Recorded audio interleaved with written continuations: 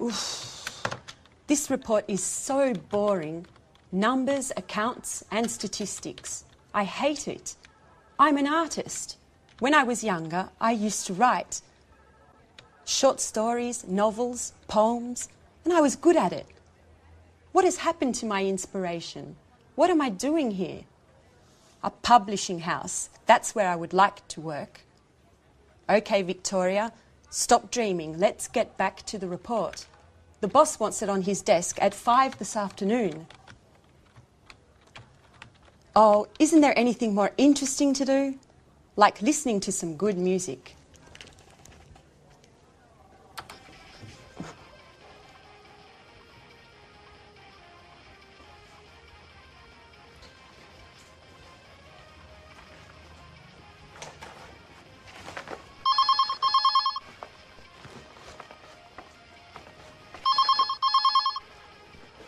Telephone. Oh, the phone.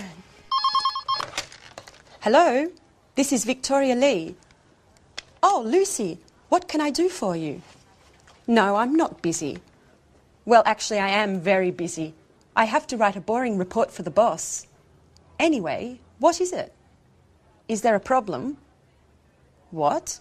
Mr. Lewis wants to speak with me? Really? Yes, yes, of course. Put him through. Good morning, Mr. Lewis. It's a pleasure to hear from you. How are you? I'm fine, sir. What can I do for you? Yes, I know the product. It's very interesting, innovative, and the marketing department thinks it has a lot of potential for the international market. What? Me? Really? Thank you, sir. Yes, yes, immediately.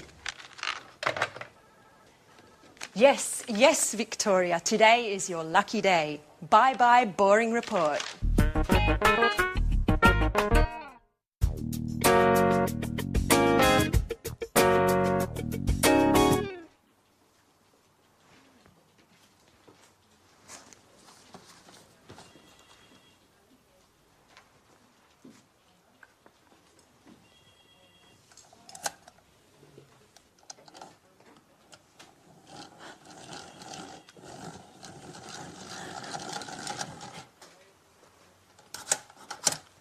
So, you are Anne Baxter. Yes. Yes, I am. I'm sorry. Really, I'm so sorry. Nice to meet you. I'm Mr. Stevens. How do you do? I'm so sorry, Mr. Stevens. Anne, please, sit down. It's all right. How are you today? I'm a little nervous. And this isn't a good start. That's all right. Well, Anne, where are you from? I'm English. I'm from Oxford. Great. A true Brit. Can you speak any other languages? French, German, Spanish?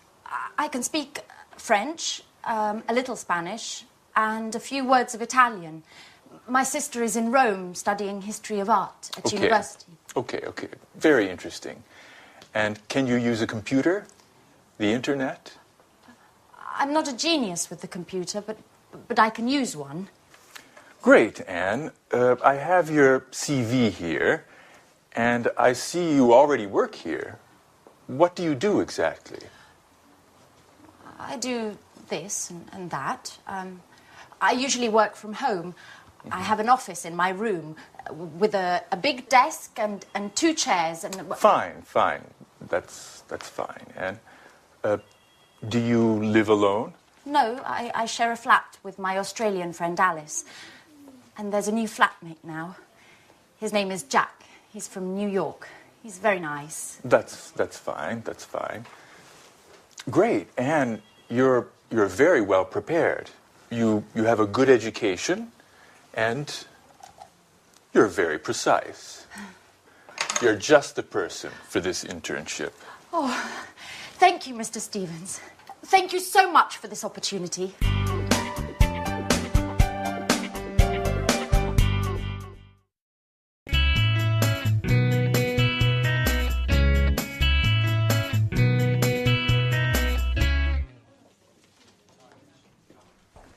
Right this way. Anne, This is Gary. And this is Rachel. Hello. Hi. Pleased to meet you. Rachel is a very important team member at our publishing house. She knows everything about the company. Thanks. She was our first employee, 1985. 1985. And she can answer any questions you may have. Okay, Anne, you're in good hands. Have a productive day. All right, Anne. Are you ready? Well, Mr. Stevens founded this publishing house in 1985. Oh, just a moment.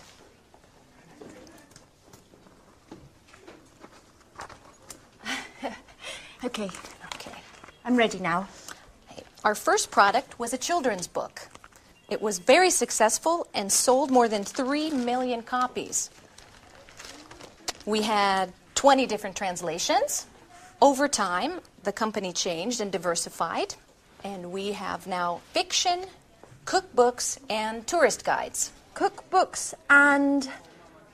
I'm sorry, I didn't catch that. Tourist guides.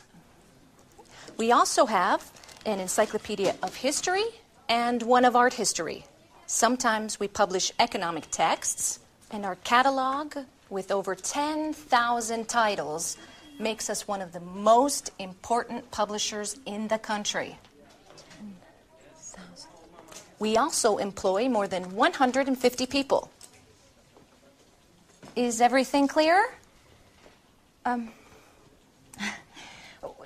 Yes, I think so. Okay. As you know, this is Gary.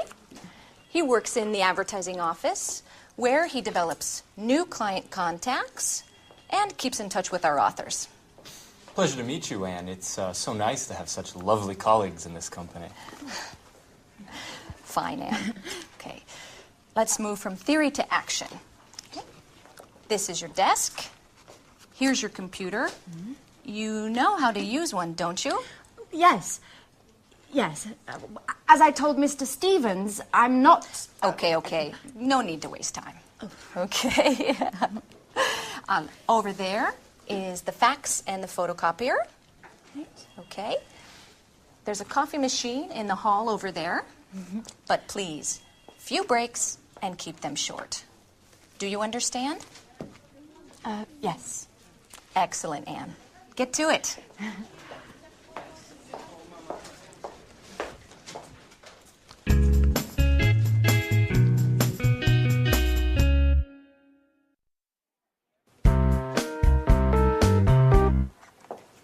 Oh, good morning, Mr. Chang. Excuse me, I was just rearranging my office. Take a seat, please. Thank you. It looks very nice here. Thank you.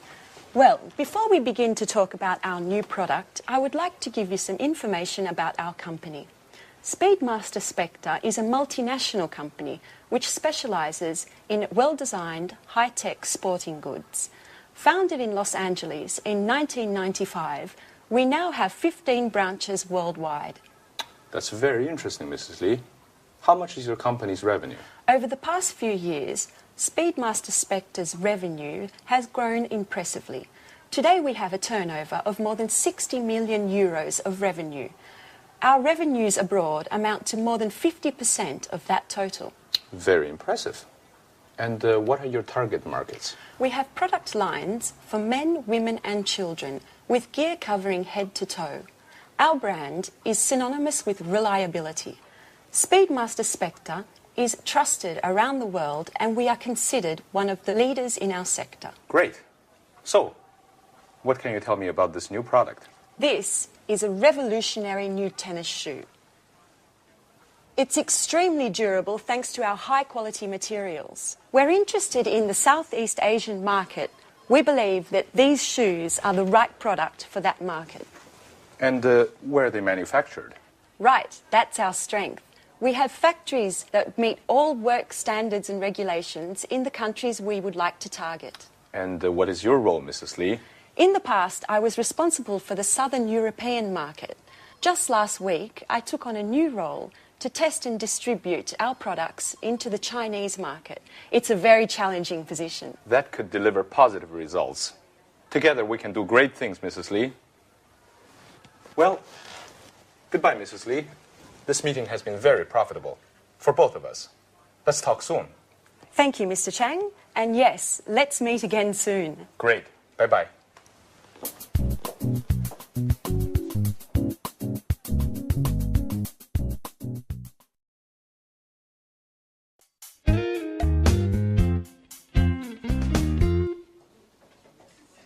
Good morning.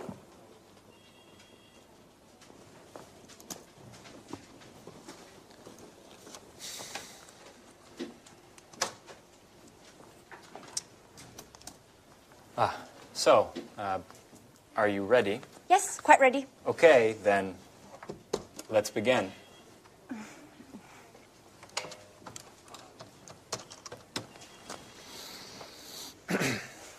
Hello, my name is Gary Reynolds from Pilgrim Publishing.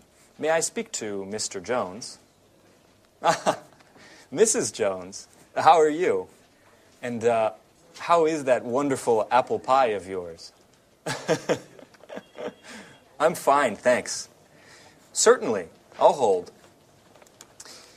With a wink and a nudge, you can get whatever you want, even imaginary apple pie. This author is too important for us. Right. Hello, Mr. Jones. How are you? I'm fine, thank you. I wanted to know if you are interested in contributing to a new cooking guide that we have to bring out soon.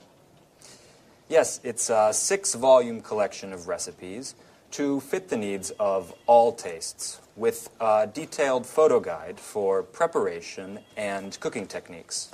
And we have to have the materials by the end of next month. Right. Exactly.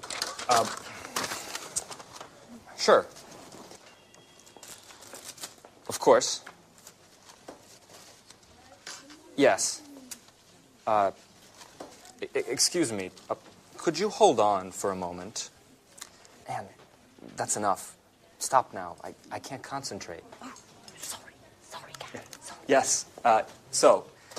As I said earlier, if you accept, I can send you a copy of the contract that you should sign and return. No, I'm sorry. We can't wait until next Tuesday. Well, I'll have to check with my boss. I need to ask Mr. Stevens if we can organize a meeting for next week. In the meantime, do you need any prep materials? No problem at all. I can send you an email immediately. Okay, goodbye. It was a pleasure speaking to you.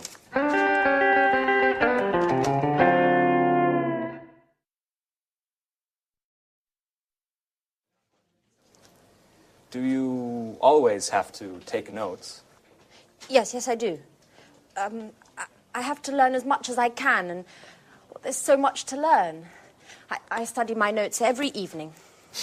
What a model colleague. You're so serious, so diligent, and an absolute nut about cleaning.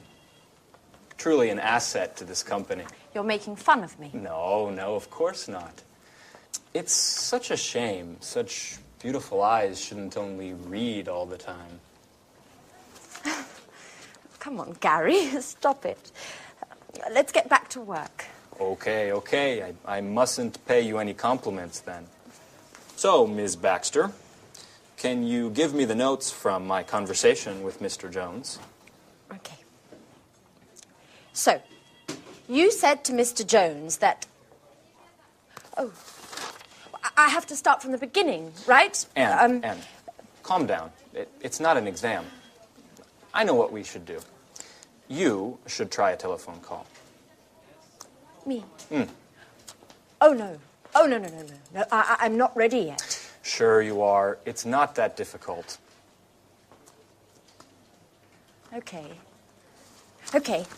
Here, Who do we have to call next? try to call Mr. Clifford. All right.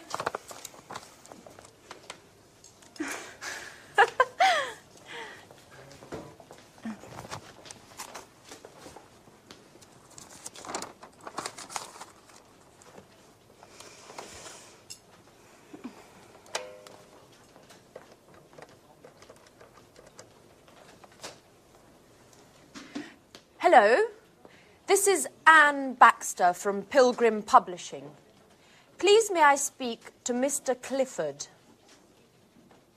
Oh, I see. All right. All right, thank you very much.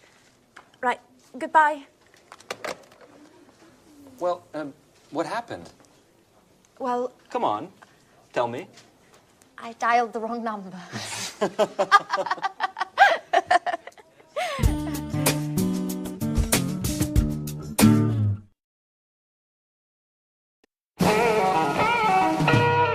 So, Mr. Stevens, may I begin to explain our typographic services? Just a moment, Mr. Richardson.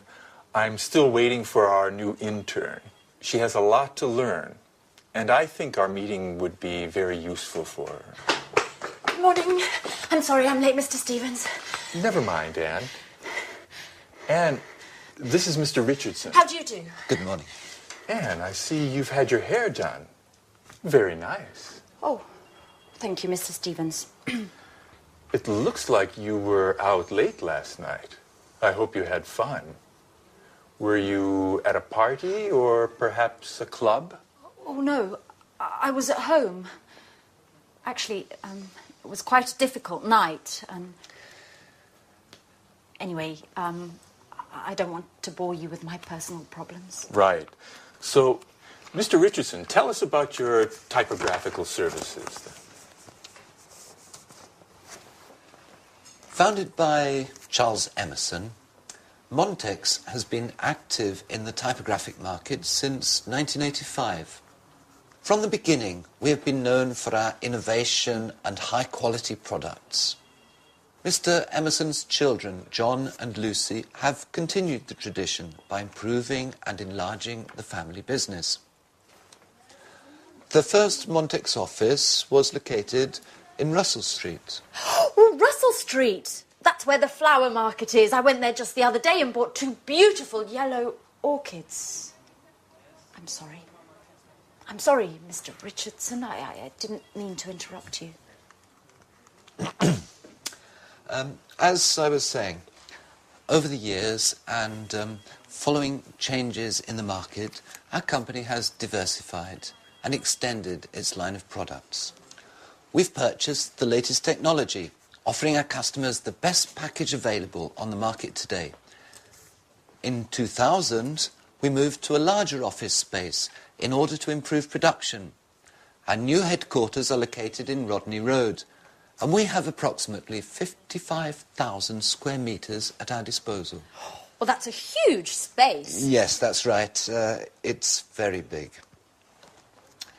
Anyway, our first success was with brochures, marketing flyers, pamphlets and company catalogues.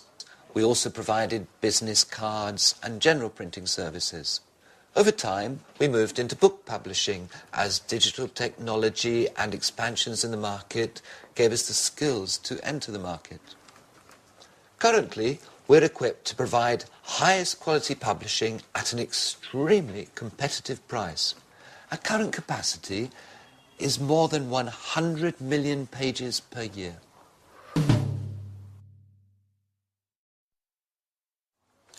So, Anne, have you understood everything? Would you like to sum up what Mr. Richardson has said? Me? Yes. Could you? Oh, all right. I'll try.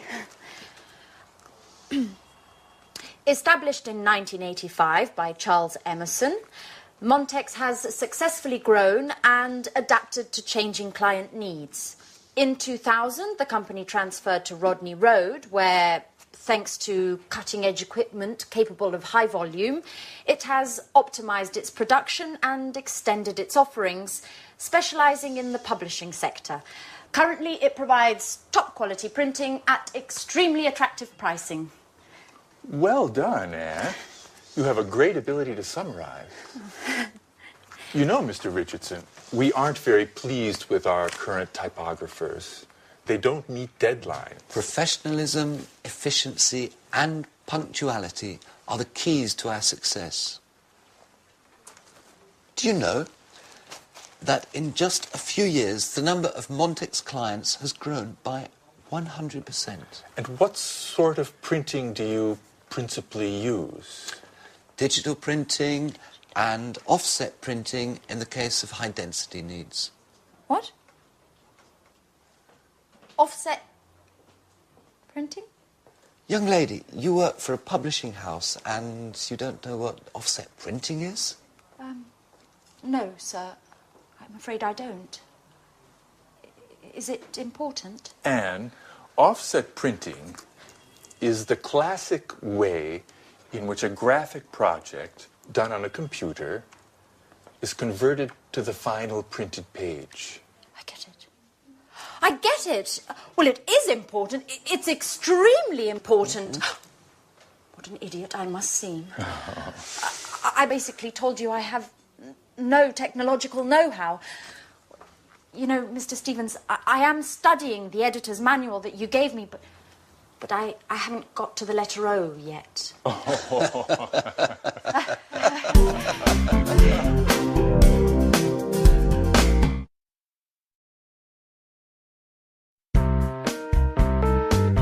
We're meeting here today to show Mr. Chang our new Smarty tennis shoes. These innovative shoes are made of high-quality materials and are perfect for the Southeast Asian market, which, as we all know, is expanding rapidly. We're especially interested in the Chinese market, which is growing at a pace much faster than the rest of the world. Excuse me for a moment. Henry? Hi. I'm sorry, but I'm in a meeting right now. Let's talk later, okay? All right, tell me, but hurry up.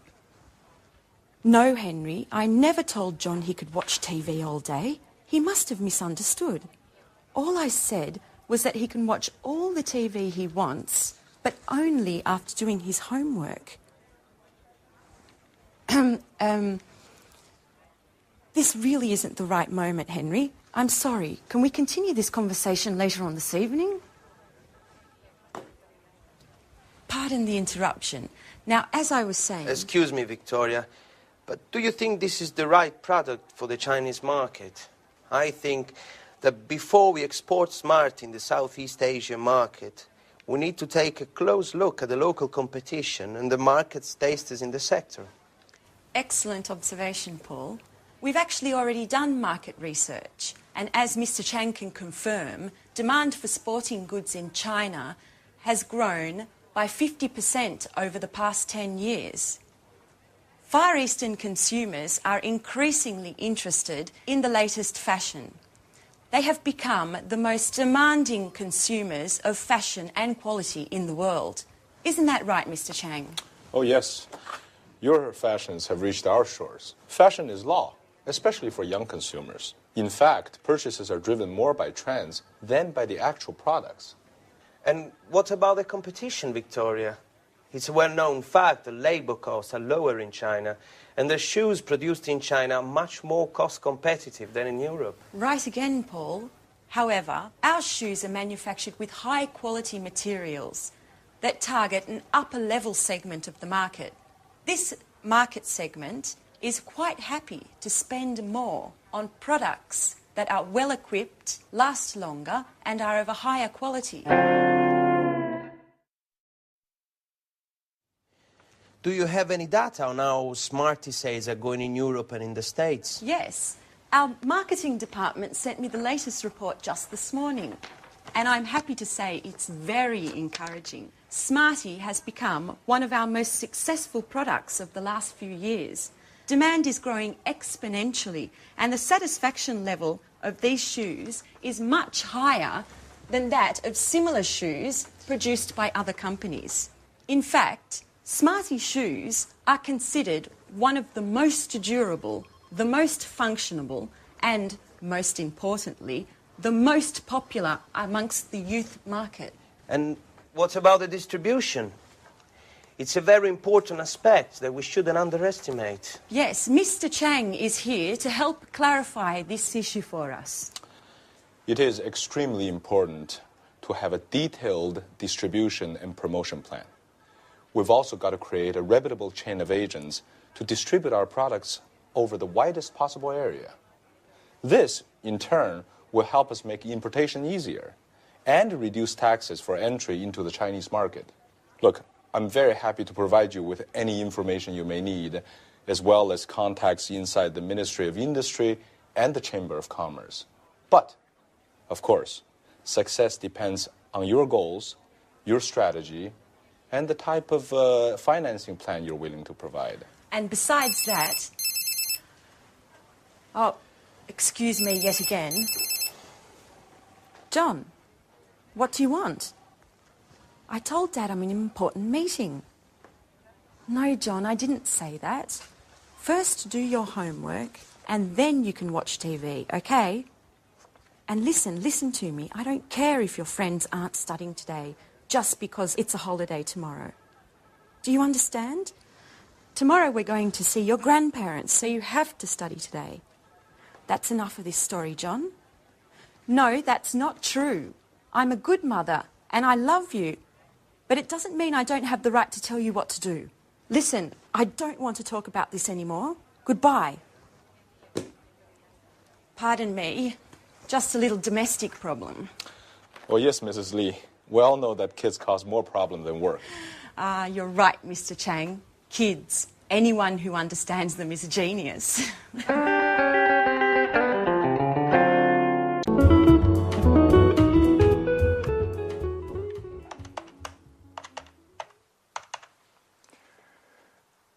Hello, is this Montex Typography?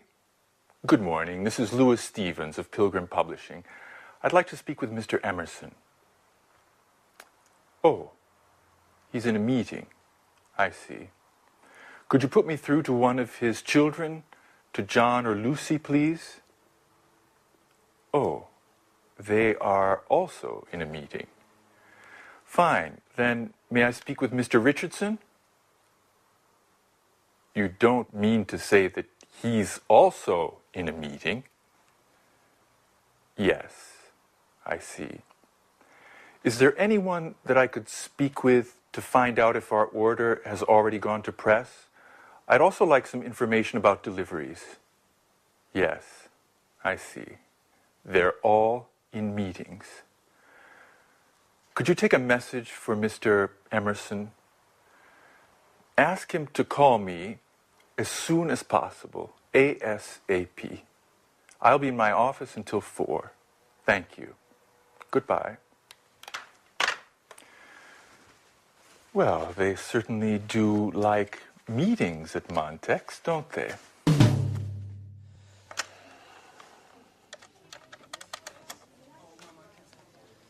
Good morning. This is Gary Reynolds of Pilgrim Publishing. I would like to speak with Mr. Smith, please. Hey there, little guy. Could you give me your father, please? I see, he's not in. May I speak to your mom, then? I see, she's out as well. Okay. Does that mean that you're home alone? No, is there an adult in the house? Your babysitter. Okay. May I speak to her? Yes, hello. This is Gary Reynolds of Pilgrim Publishing. No, not Penguin. Pilgrim. Right. I wanted to speak to Mr. Smith about a new cookbook series that we're preparing. No, you've misunderstood. No, I'm not trying to sell anything. I don't sell encyclopedias. No, listen, I work in a publishing house, and Mr. Smith is one of our authors. No, hey, wait, don't hang up. Could you... Hello? Well, let's try someone else. Mr. Fox.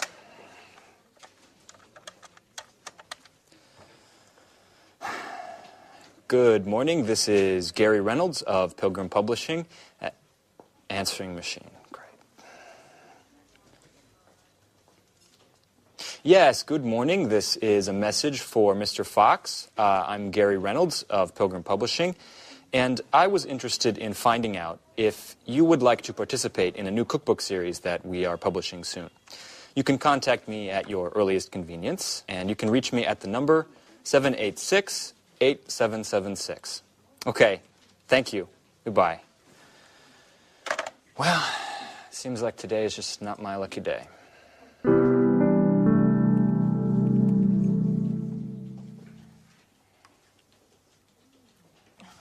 no, the answer phone.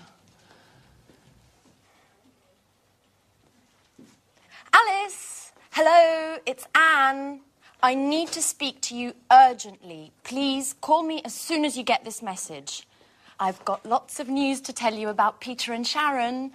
I imagine you're interested. Anyway, no news for now.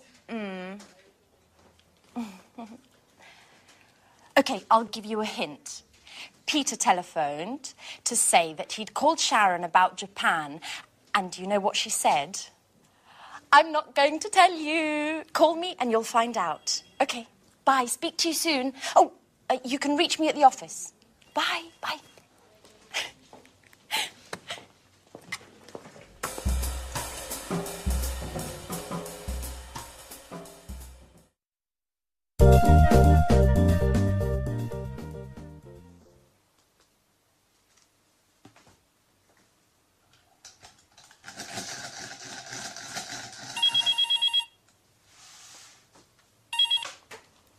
Pilgrim Publishing, good morning.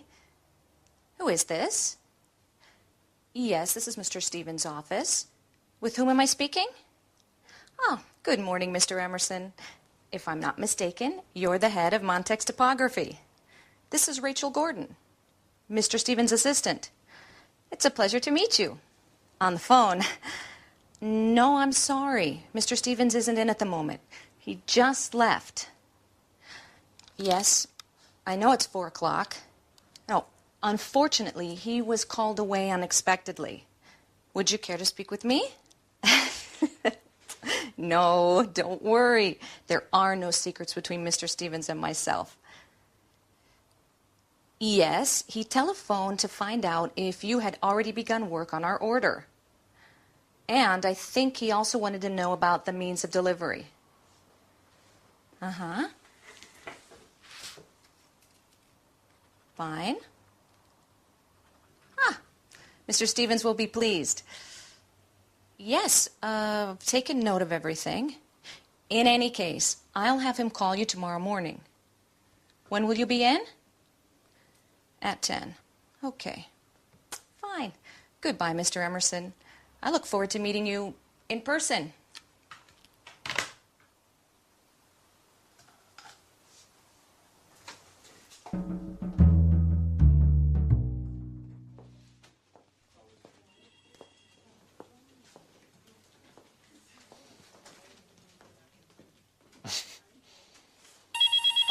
It's Fran.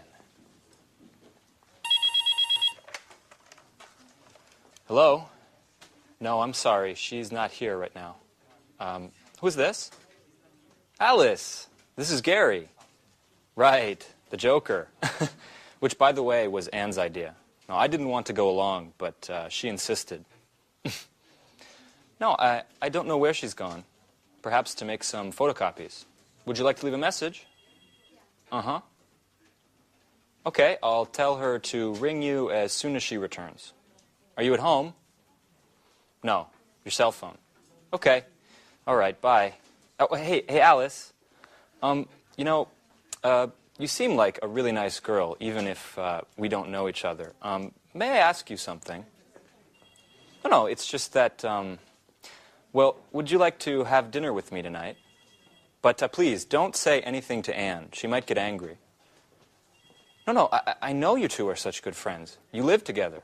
Okay, don't get worked up. Listen, I was just joking. All right. Bye, Alice. No, bye. What a hothead. You really can't say anything to her. Such a pity. I would have liked to take her out. She is very nice.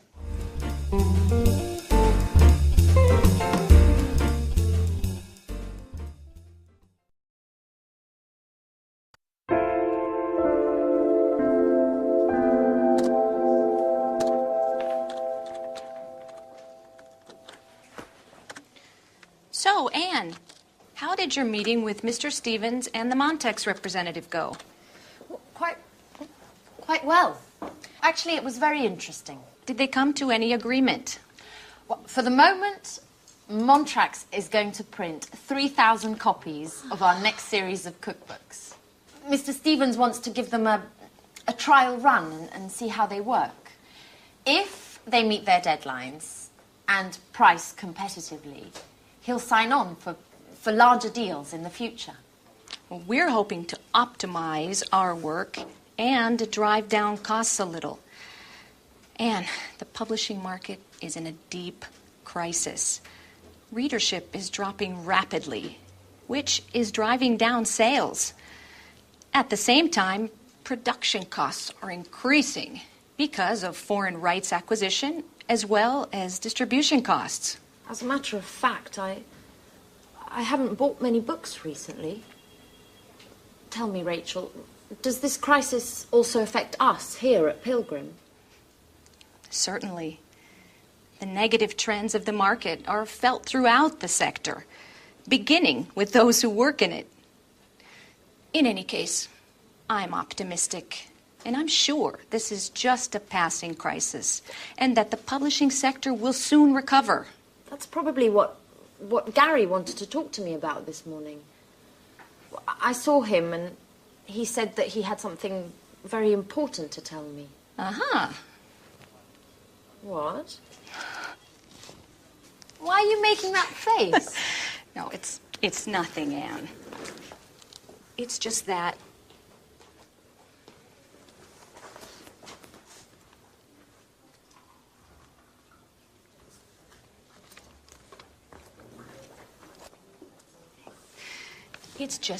I don't trust Gary. He's a Latin lover and full of himself. He chases all of the pretty girls around here, and you are just his latest victim. Look, Rachel, I'm perfectly capable of looking after myself. I only have a working relationship with Gary, and that's how it's going to stay. Sorry, Anne. I certainly didn't mean to offend you. I'm quite aware that you are an intelligent young woman who can keep men like Gary at a distance. In any case, I just wanted to warn you. I'm sure you'll agree with me once you get to know him.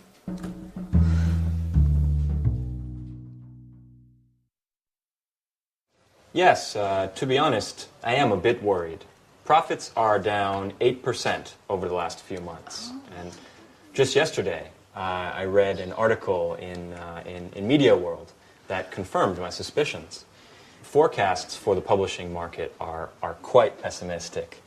And the general feeling is that things are going to continue to go downhill based on current trends. The next 5 years could see a further drop of 20%. If we leave out bestsellers and fiction, then the entire publishing market has taken a direct hit. Or, better, is in a downward spiral. But what about sales? For the moment, they're stationary, but we won't be able to improve them. In fact, we'll have to stop publication of our encyclopedias of history and art history, with awful consequences for those working on these projects. Are you saying that we'll have to lay people off? No, not for the moment. But if things continue like they are, we will have to let some of our people go. Oh my God. There must be something we can do to keep from cutting staff. I'm meeting with Mr. Stevens this afternoon to discuss the situation. We're going to focus on new objectives for the company in both marketing and sales.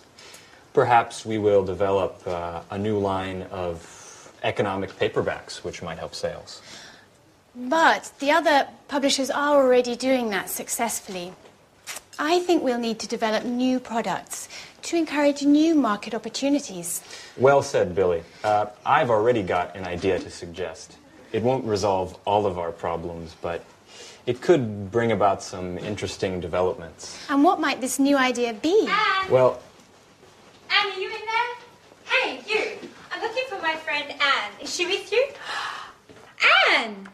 Surprise! Anne, hello. Come back to Earth. Someone's looking for you. Anne! Alice! What are you doing here? Well, I came to see where you work, Anne. Could you give me a tour? So, these are your colleagues. Oh. What long faces. Are you always like this? We need a little fun to lighten things up in here. Why don't you invite them to the party this evening? No, no, really. I don't think, well, today's really not a good time to be talking about parties. Why don't you come back some other time?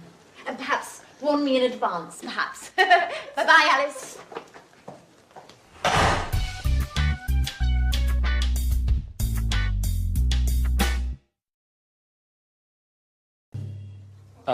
Right. Anne, are you ready for your next telephone call? Oh, yes. Okay, you need to get in touch with Mr. Bradford. He's a great author who has worked with us for years. He's quite friendly, and he's quite a wizard at the stove. He opened a restaurant a few years ago, but he sold it to move on to writing cookbooks. He knows 1,000 tricks in the kitchen, and he can make anything taste great, even tomato soup. Oh, come on, stop it, Gary. I've only had half a sandwich today, and hearing about tasty treats is driving me crazy. I know. Speaking of eating, when are we going to have dinner together? You don't know when to quit, do you?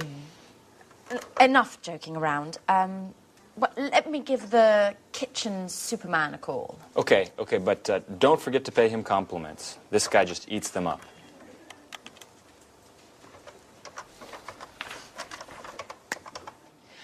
Hello, good morning. This is Anne Baxter from Pilgrim Publishing. Please may I speak to Mr. Bradford? Oh, Mrs. Bradford, hello. I've heard a lot about your husband. He's quite the chef, isn't he? Yes, I also enjoy cooking, but I'm not in the same league, of course. Well, I'm calling to propose a new cookbook series to Mr. Bradford. We're going to be taking it to press soon. Okay, yes, thank you. Yes, I'll hold.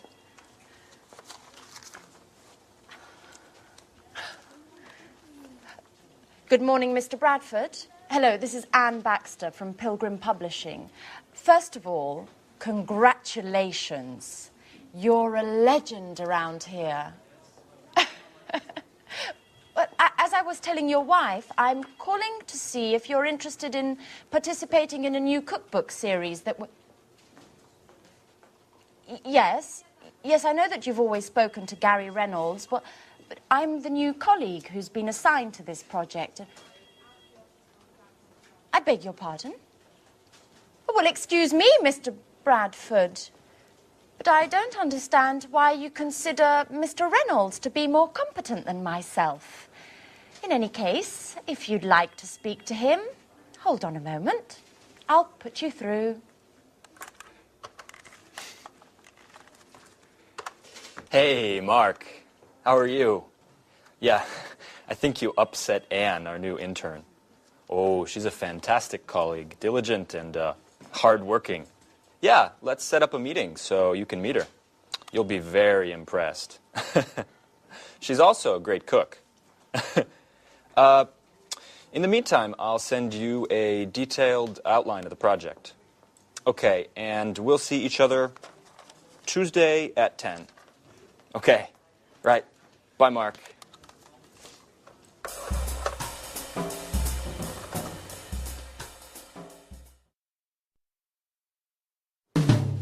Well, what a pleasant person he is. Oh, come on, Anne. Don't let him get to you. Mr. Bradford is just a little shy with those he doesn't know. But you'll see. He's quite a lot of fun once you've met him. Why don't we take a short break? How about a little fun on the telephone? I need to relax and have a good laugh. Okay. But who should we call? I know. Let's call my flatmate Alice. She's always looking for new boyfriends, and you could pretend to be a friend of Jack's, the other flatmate, saying that you saw a picture of her and that you'd love to meet her. Okay, but she isn't going to get angry with me, is she? Oh, no, we'll tell her it was just a joke.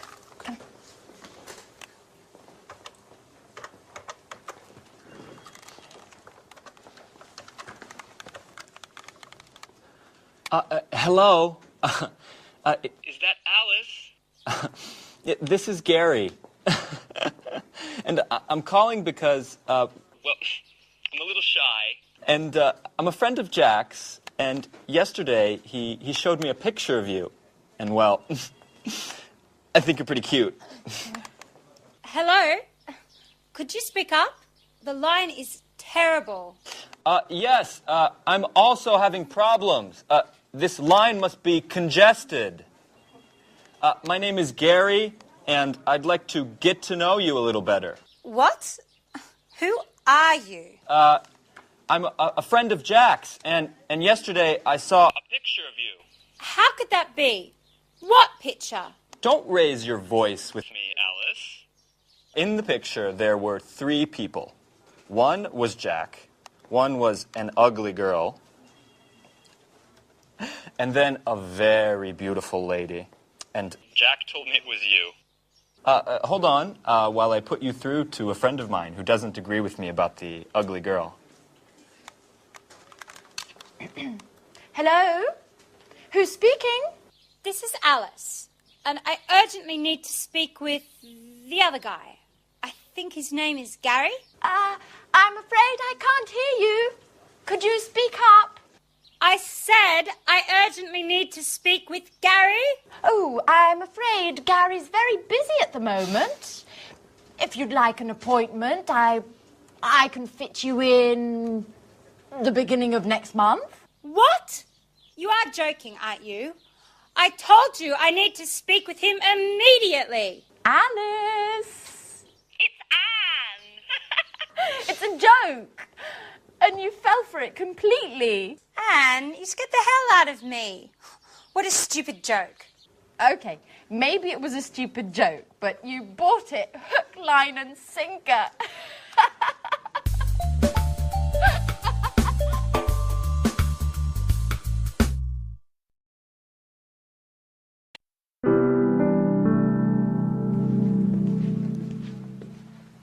Victoria Lee, good morning. Do you remember me? Yes, certainly. And to what do I owe the pleasure of your unexpected visit? Beautiful office. My compliments. You've certainly come a long way, haven't you? Well, I can't complain. If you don't mind, I've got quite a lot to do. You didn't feel that way a year ago when we first met. Listen, Mrs. Baker, that was a very difficult period for me. I wasn't happy with my job and... Don't worry, Lee. I'm not here to visit the past, but rather to talk about the future. What? I've recently heard quite a bit about you. I know that you've done great things to improve the bottom line of Spectra. As a matter of fact, that's why I'm here today. I'd like you to come and work for us. Thank you, Mrs. Baker, but... Just a moment, Lee. Let me have my say. If you came to work for us, you'd not only have the opportunity to work for a successful company, but you'd also have a brilliant career with full satisfaction ahead of you. I'm flattered, but as I said, I'm very pleased with my present employment. If I were to propose a position as business development manager, would you consider my offer? Mrs. Baker, please, if I were to come and work for you, I'd be doing my company a disservice. Just think it over, Lee. If you accept, you'll get a much higher salary than your current one. Of course, I forgot to mention the company car and mobile phone, not to mention an impressive percentage of sales. That's enough, Mrs. Baker. Your offer is very tempting, and if I were free, I would certainly accept. However, things have changed greatly. I am very satisfied with my job here. Mrs. Lee, I've brought you this brochure. I was just, Fine, I'll leave. Mrs. Lee, just think about what I said. I'll be in touch.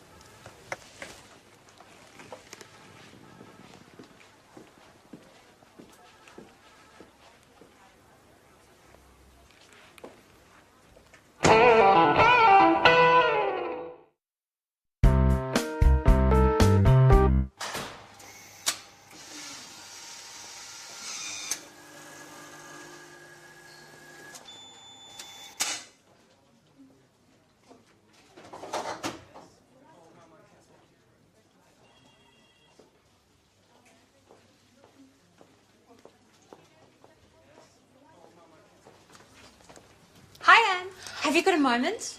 I just have to show you a few things. Alice, how many times have I told you to call before you come and visit me at the office? If my boss finds out, I'll be in trouble. Oh, yes, I know. You're right. I'm sorry. Anyway, you are on your coffee break, and I just need some advice. I'm going out with Philip tonight. You know, the handsome guy I met at the library last week. Oh. I told you about him, didn't I? I don't know, Alice. I've lost count. Every week there's a different guy. And what's so important about him that you couldn't wait to see me? What if I wear this tonight? It's nice. Red suits you. Really? But if I wear this, I'll have to find the right black shawl. By the way, can you lend me the one you bought last Saturday? Alice, it's brand new. I haven't even worn it yet. Come on, Anne. I told you that this date is really important to me. Okay. What if I wore this one? That's pretty too. Yes, but if I wear this one, it would go better with your blue hat. Could you lend it to me? Oh. Please, Anne. Oh, Alice, no, not that one. It was a present from my sister. Oh. I'm very attached to it. Oh, please, Anne. Come on, help me, please. Okay, it's impossible to talk you out of anything anyway. But if I'd known you were going to borrow my entire wardrobe, I would have immediately told you I was very busy. Thanks, Anne. You're the best. Yeah. Okay, I'm going now. By the way, what would you say if I told you I had broken your camera? You've done what? Oh, come on, Anne. I'm joking. Oh, I think work is making you just a little bit too nervous. Bye.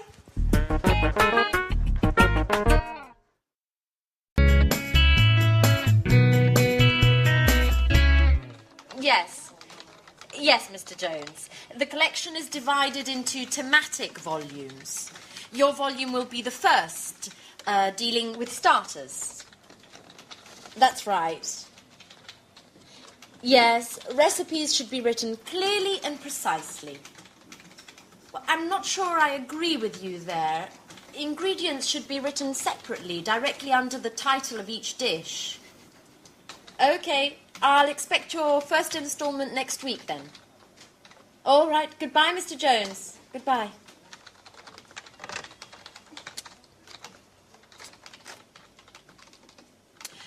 Excuse me, Gary. Has Mr. Bradford got in touch yet? Gary? Hello? I asked you a question. Could you answer, please? What's up, Anne? I'm sorry, I'm writing the contracts to send out to the authors. Have you spoken to Mr. Bradford yet? No. Could you give him a call? I'm really very busy at the moment. Okay. Could you at least tell me where you are with him? Has he sent us the materials? Gary? Hello, Gary? What? Please, can you tell me what is so entertaining about drawing up contracts? Why? Because you're glued to your computer and you keep laughing like a fool. I'm just in a good mood today. Come on, Gary. I'm not stupid. What are you doing? Okay, you've caught me out. I'm chatting. It's great fun. Would you like to give it a try? No, thank you very much. And you shouldn't be chatting at work anyway. Mr. Stevens might notice.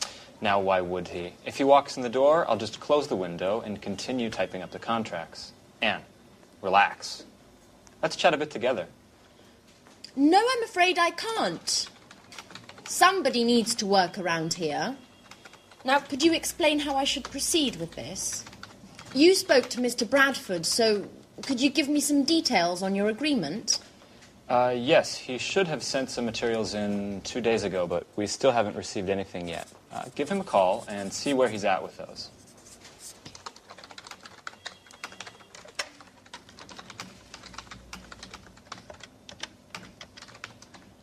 Hello, Mr. Bradford. This is Anne Baxter from Pilgrim Publishing. Hello. We are still waiting for the materials you should have sent us 2 days ago. I just wanted to know if you were having problem. Well, what does the index have to do with it? I'm afraid I don't understand. No, it's just I wasn't aware that... No, I don't think... What, could you just hold on a second? Hey, Mark, this is Gary. No, don't worry. Everything's just fine. Anne just didn't know. Have you finished the index, then? Okay, great. We'll expect your email, then. Okay. Bye, Mark. I hate you, Gary. If you spent a little time filling me in instead of chatting on your computer, I might just know what's going on around here. What? Ooh!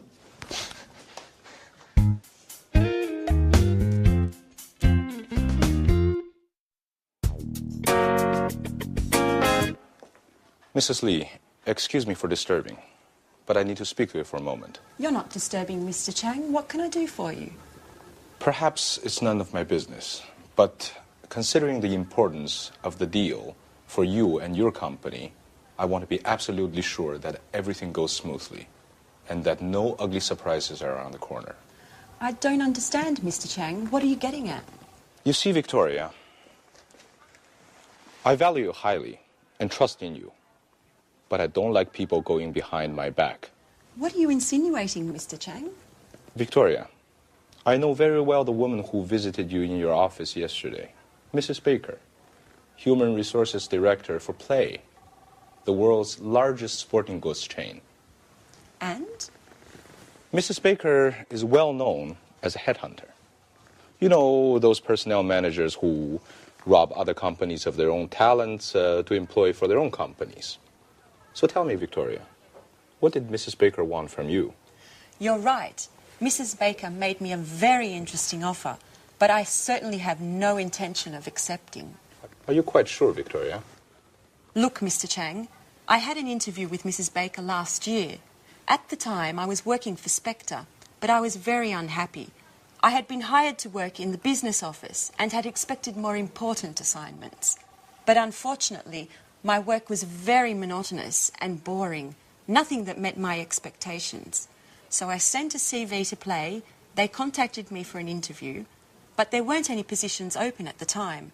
Therefore, I stayed at Spectre. And there's another thing, Mr. Chang. I have a dream. I've always wanted to work in a publishing house ever since I was a teenager. And that's also why I wanted to leave this job. Numbers just don't go with my creativity. And what about now, Victoria? Do you still doubt about your job? And what about your expectations? Well, now things are different. I've taken on a role with more responsibilities, and I'm working on important projects like this one. It's been a double victory for me. Not many women have such prestigious positions, and I'm quite proud of that. I finally have the chance to demonstrate all my abilities, and I have no intention to renounce that. You have to believe me, Mr. Chang. I have no intention whatsoever of betraying my company. I believe you, Victoria. I certainly appreciate your sincerity. You're quite a capable young woman. And I'm certainly very pleased to have solved this little misunderstanding.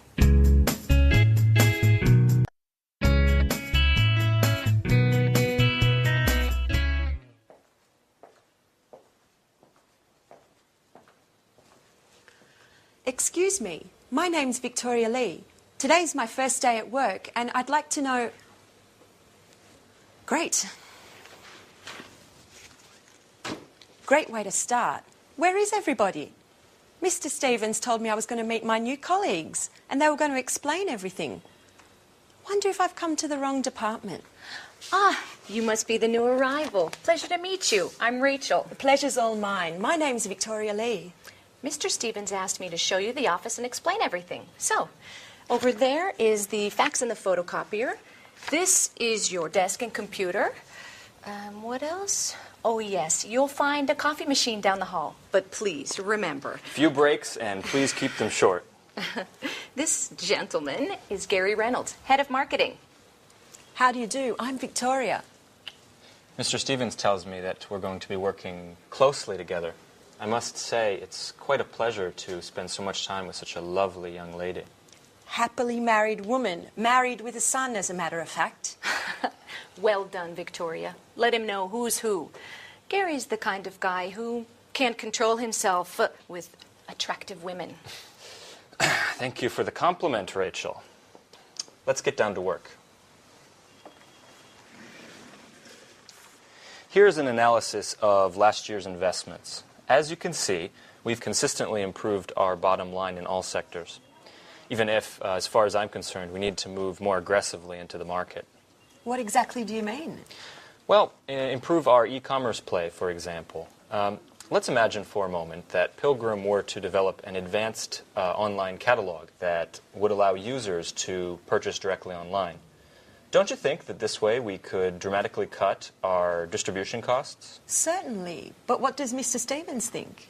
Well, he's a bit old school in his way of thinking. According to his worldview, we should focus on sales through more traditional channels. I, on the other hand, would be thrilled if you saw things more along my lines.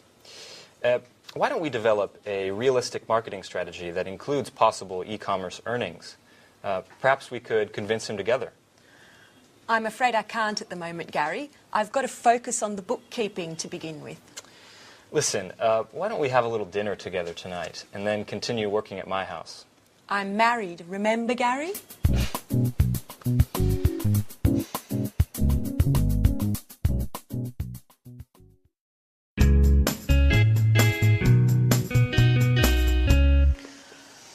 Statistics, accounts, reports. Not much has changed from Spectre.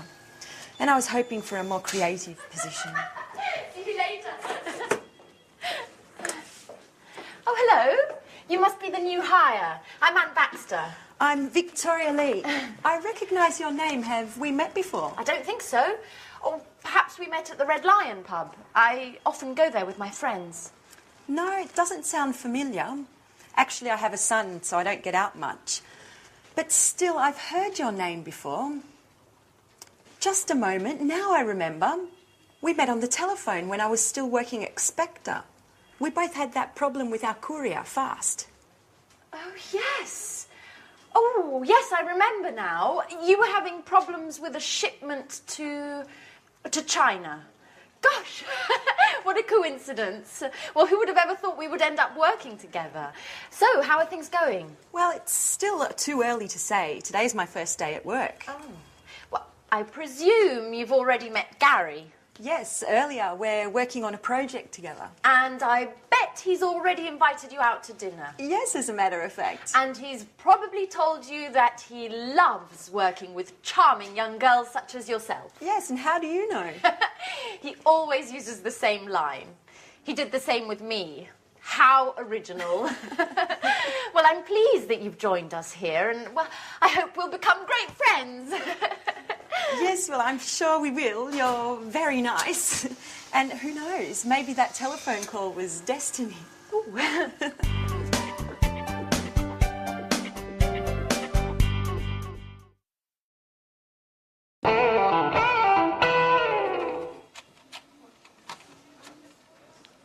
Who's in charge of delivery to the Blue Moon Bookshop? Ann and I. Why? They've just telephoned complaining that they haven't received anything yet. Well, that's impossible. I sent the delivery 5 days ago. That's just it.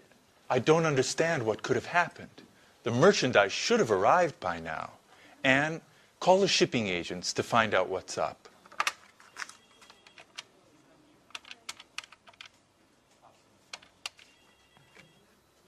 Hello, am I speaking to Fast Shipping? This is Anne Baxter from Pilgrim Publishing. I'd like to follow up on the merchandise we sent 5 days ago. Sorry? What? That's impossible. There must be some mistake. You can't have delivered it. Our client has just telephoned saying that they haven't received anything yet. Okay. Okay, I'll take a look at the paperwork and get back to you. Yeah, bye-bye.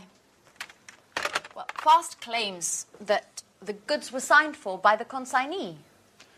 Rachel, go get the bill of lading. We need to look into what caused this mistake. Gary, are you sure you provided the exact address? Certainly, I still remember it. It's 35 Lafayette Avenue, Orange. That's it, all right. What about the duty? Do you remember paying it? Duty? Excuse me, Mr. Stevens, but we're EU members and aren't required to pay duty. Merchandise is free to move between the member states, and duty is no longer required, nor is documentation. EU? What does Europe have to do with it? Excuse me, but Orange is in France, isn't it? Good God, Gary. Blue Moon is in Orange, but not in France. Orange is a city in Massachusetts, USA. Call the bookshop immediately. What an idiot. That's why I paid less on freight charges than was budgeted.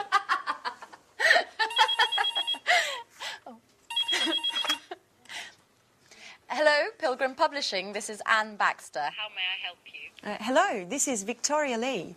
I'm calling in regards to the shipment. I was wondering if you had any news yet. Yes, Actually, I was just about to call you.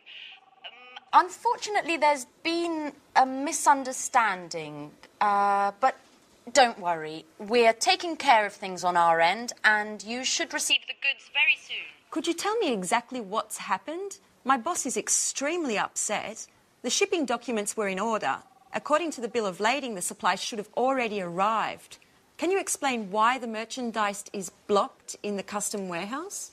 Customs? Oh, no, you see, I'm afraid there's been a slight problem in addressing the goods, and they've been sent to a destination in France instead of Massachusetts. France? Massachusetts? What are you talking about? The merchandise was destined for China. China? Excuse me, are you the owner of the Blue Moon in Orange, Massachusetts? No, I'm not. I work for Spectre. We're a multinational sporting goods manufacturer. I'm speaking with fast shippers, aren't I? Well, actually, no. This is Pilgrim Publishing. I'm afraid you've got the wrong number. But we do have something in common. We both use the same courier.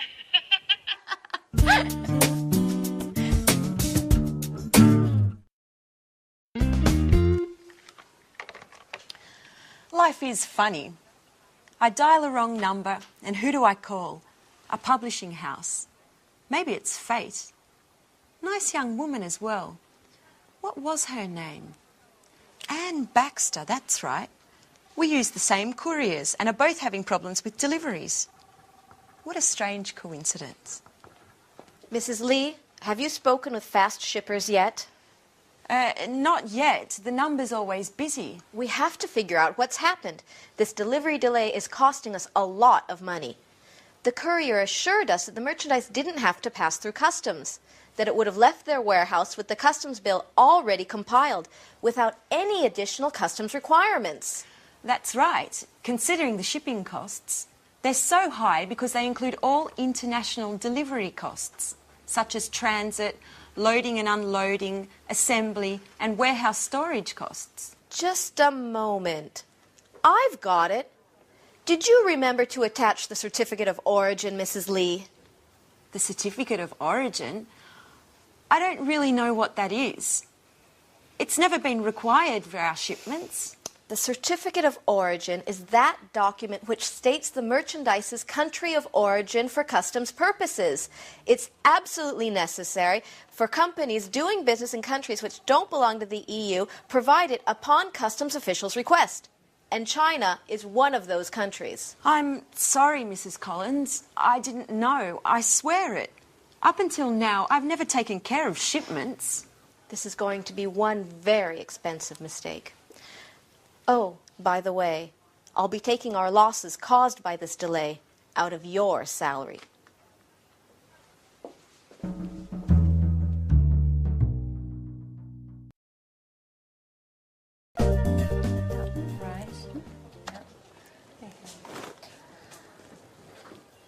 Welcome back, Gary. How was the International Book Fair in Frankfurt?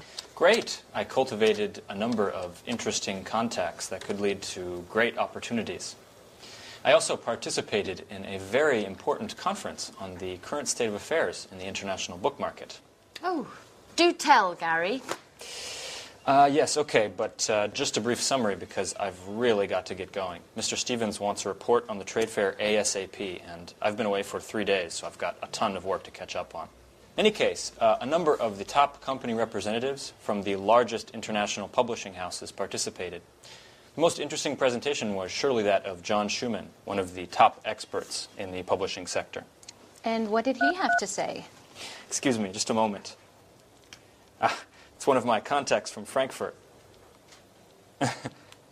As I was saying, John Schumann, using the most current data as his starting point, he determined that the publishing market is growing slowly and that the number of readers is stagnant. It's the readers who already buy books and who want to increase the size of their libraries who are responsible for sales.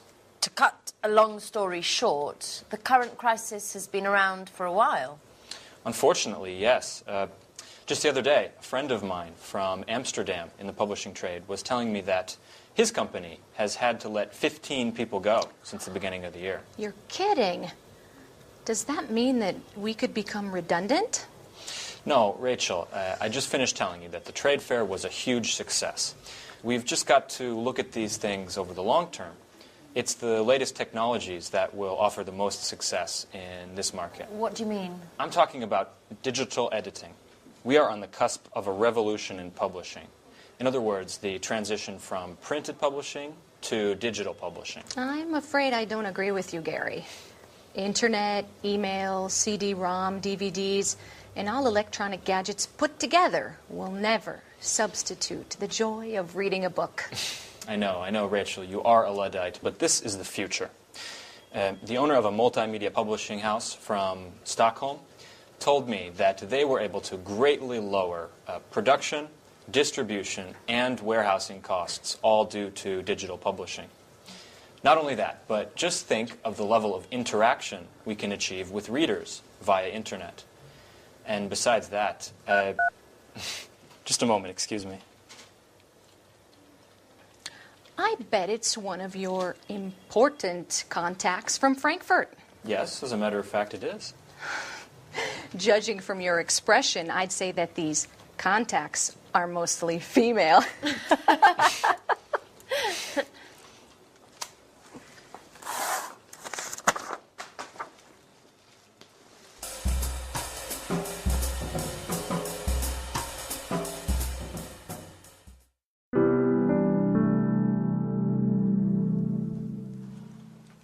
Oh, hi, Victoria.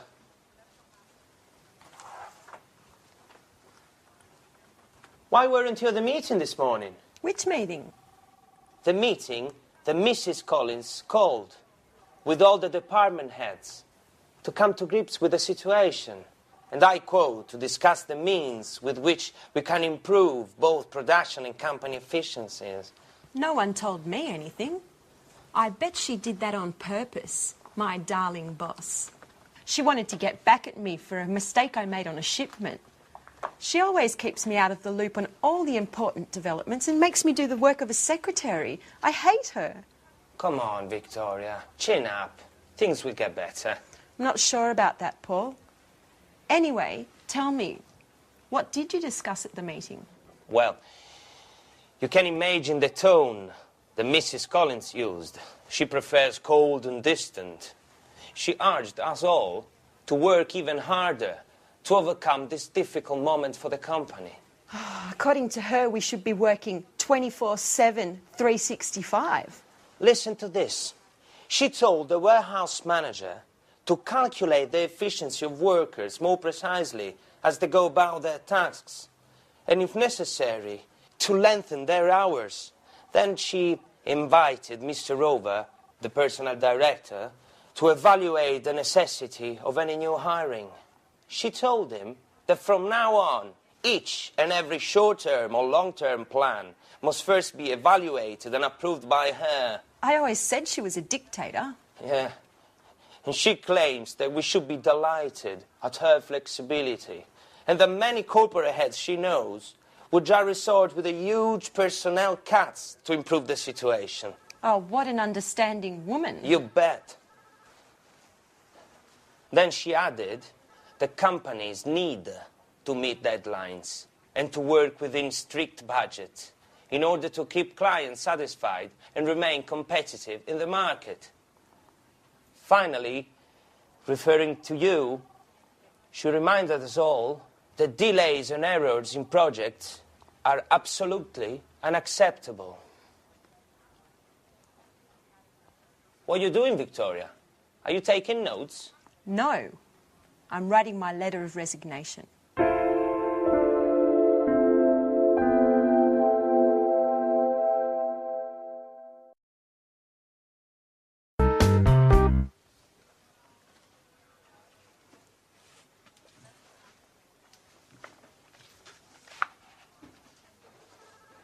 Paul. Don't tell me this is true. Are you really going to leave? Yes, Paul. I just can't stay here. Since Mrs. Collins has arrived, the work climate has become unbearable. She never misses an opportunity to humiliate me and to assign me the most demeaning tasks. And what are you going to do now? Well, I've got in touch with a number of companies. This afternoon, for example, I have an interview with a publishing house. Publishing house? You're not going to become an author, are you? Precisely. You know it's always been a dream of mine. I don't think the interview is going to focus on my literary talents. But, Paul, you look awful. What's the matter? I'm a bit concerned about things. We're having a meeting with the major shareholders of Spector to take a look at the balance sheets. And is that a problem? Well, as you know, the year-end balance sheets provide an overview of the economical, fiscal and fiduciary effectiveness of our management. And I certainly hope that scrutinizing the books won't uncover inconvenient discrepancies that could lead to a change of a company leadership. What exactly are you referring to? As you know, things haven't been rosy lately, even if there has been a slight improvement in share prices during the last quarter. However, at the same time, the outstanding debts to our suppliers have also increased.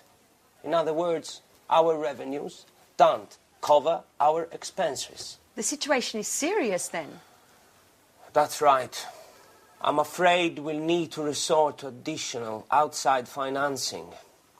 I've been calculating the various balance sheets entries to understand what's causing our debts and try to develop a plan of attack to get our weak points under control. The results are anything but encouraging. As you well know, the solidity and integrity of our financial core assets are indispensable to keeping our production capabilities intact and revenues flowing. I certainly wouldn't want to be in your shoes at the meeting. No kidding. I'm predicting lightning and thunder. I wish I didn't have to participate. Perhaps I could come down with a sudden case of flu or something. How about kidney inflammation accompanied by high fever caused by a highly contagious virus mysteriously present in the company? You'll laugh, but now that you won't be here, I'll have to double the work. By the way, they don't happen to need someone else at the publishing house you were speaking about. So you're a secret author as well? No, but I can do a lot of things. For example, use a computer, make photocopies, send faxes. That should be enough, shouldn't it? What a clown. I'm going to miss your jokes, Paul.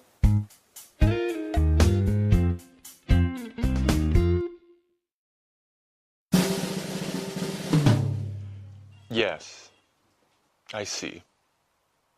I understand. But it has to be done by Friday. Is that possible? Good, good. It's very important. We'll be in touch. Thank you. Goodbye.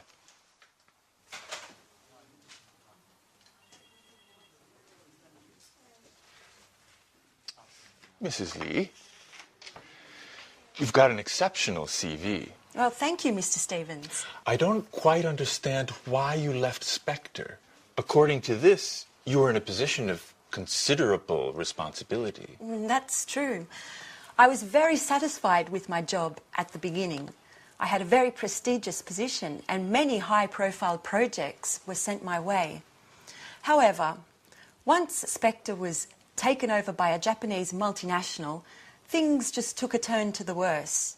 My boss was let go, many of my colleagues were transferred, and I was relieved of my duties. And of course, well, maybe I shouldn't tell you. Please do. No reason to be afraid. Well, the truth is, I just didn't get along with my new boss. I appreciate your frankness. Sincerity is one of the main qualities that I look for in my employees. But tell me, Mrs. Lee, how are your bookkeeping, invoicing, and administrative skills? Excellent, I would say. But I wanted to speak to you about an... Are you familiar with the publishing market? Yes, to a certain degree. But as I was saying, ever since I was a child, I've always been fascinated by... You can tell me about your dreams at another time, Mrs. Lee. Currently, we're busy with our year-end balance sheet, and I need a well-trained assistant to prepare an assessment of our administrative expenses and to study our assets and liabilities. You, considering your experiences, appear to be a perfect fit. Well, thank you, Mr. Stevens.